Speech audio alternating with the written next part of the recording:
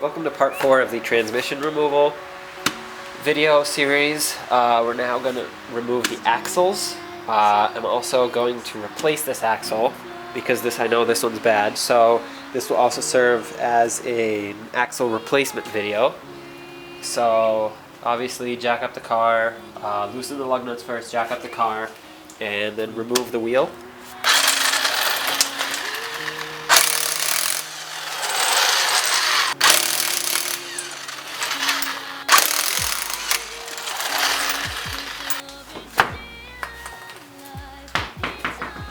Now to continue removing this axle, we're going to have to remove the steering knuckle from the strut so that we can tilt the knuckle down and remove the axle. But before we do that, we're going to want to remove this cotter pin and the cover for the nut and remove this axle nut, which is going to be a 30mm nut. And if you don't have an impact gun, I suggest that you go and either have someone step on the brakes really hard while you do this, or with a breaker bar, or put the other wheel down on the ground so that when you turn this, if you turn it now, see, it's just going to spin.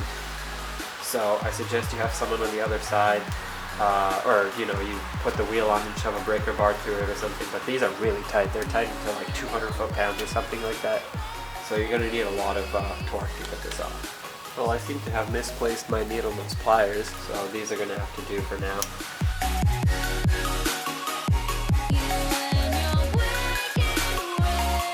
Alright, now this can come off.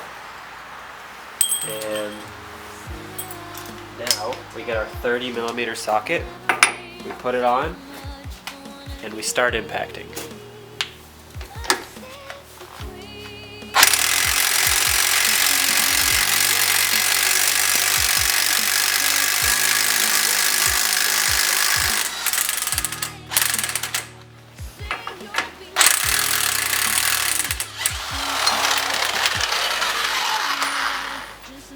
Now, in my case, the vibrations from the impact gun actually broke the axle loose from the knuckle too, from the inside, so that's good. But if not, put this back on just so it's flush with the axle, and then take a hammer and hammer it in until the axle pops out. Alright, so now that we've done this, it's time we have to loosen up the brake hose from the strut right here, because otherwise it's going to pull too hard on it. It's a 14mm socket.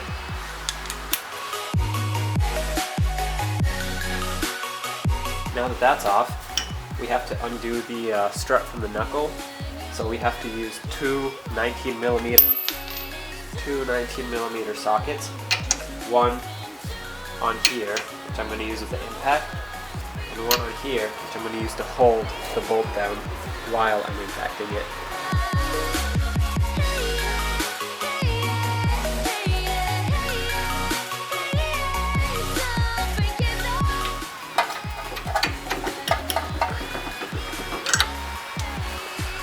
Alright, so don't lose these, because we don't have new ones obviously. I have a video on replacing the suspension on this car. If you want to go check that out if you're in need of suspension. I definitely suggest checking that out. I'm going to link it down in the description. But here are the two bolts. Now we can pull the knuckle off.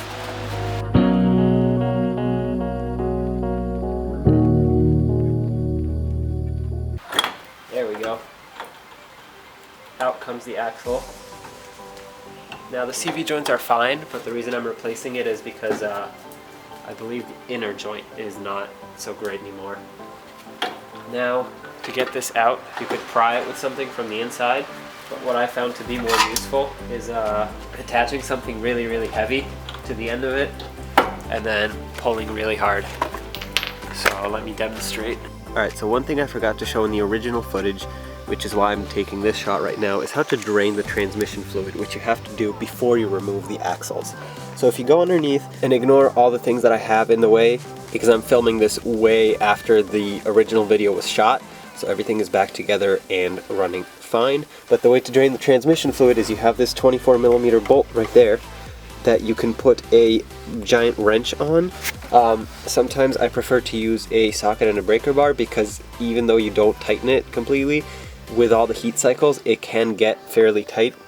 And what you want to do is have a drain pan underneath. It doesn't take much, so you don't need a big drain pan. It only takes about 1.9 to 2 quarts of gear oil, and that's 75W90. So you don't need a big drain pan, but you do need to drain it because otherwise it will come out right there. That's the axle, that's the inner CV joint.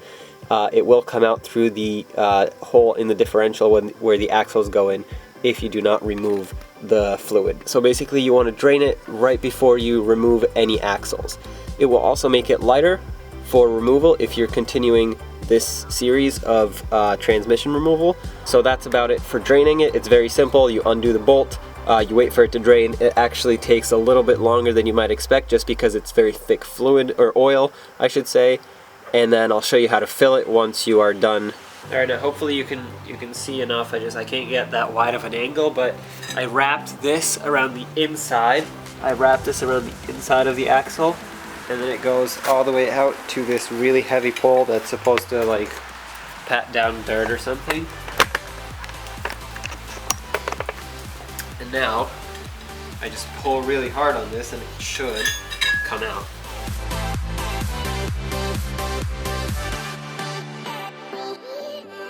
Alright, so after you've managed to get the axle out, which was a huge pain, keep turning it and pulling on it until it finally pops out. Then you want to get your brand new axle, put it in there.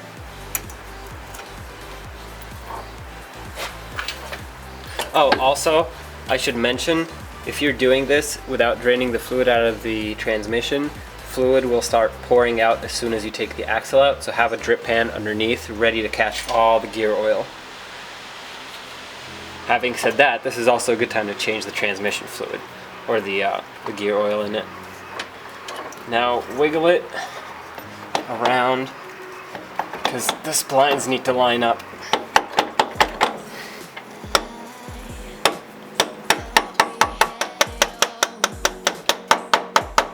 And in it goes. Oof, that was not easy. But it wasn't difficult either.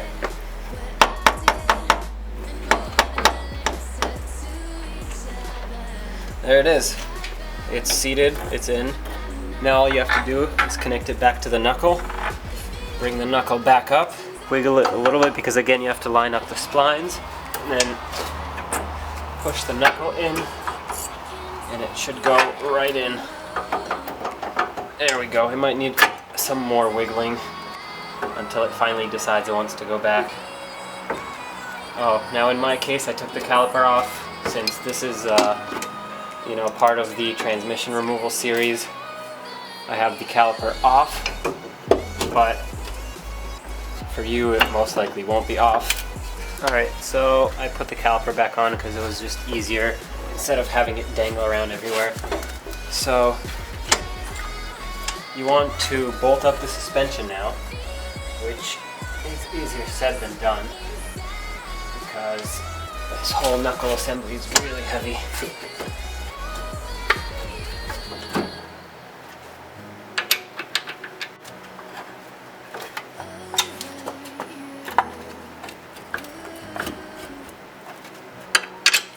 Well, I must say I was lucky to get it in the right spot because sometimes it can take a long time.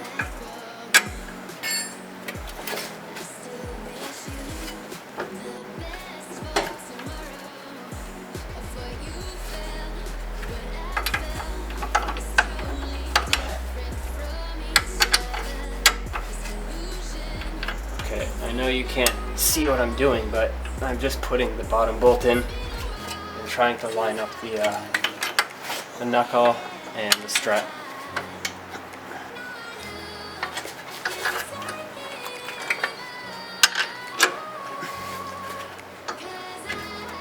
Alright, and there goes the axle finally through the knuckle, and now we get to tighten these, but you have to be very careful about the torque because if you over torque them you can ruin the wheel bearing, which is inside of the knuckle. so you really want to be careful about how tight you make these.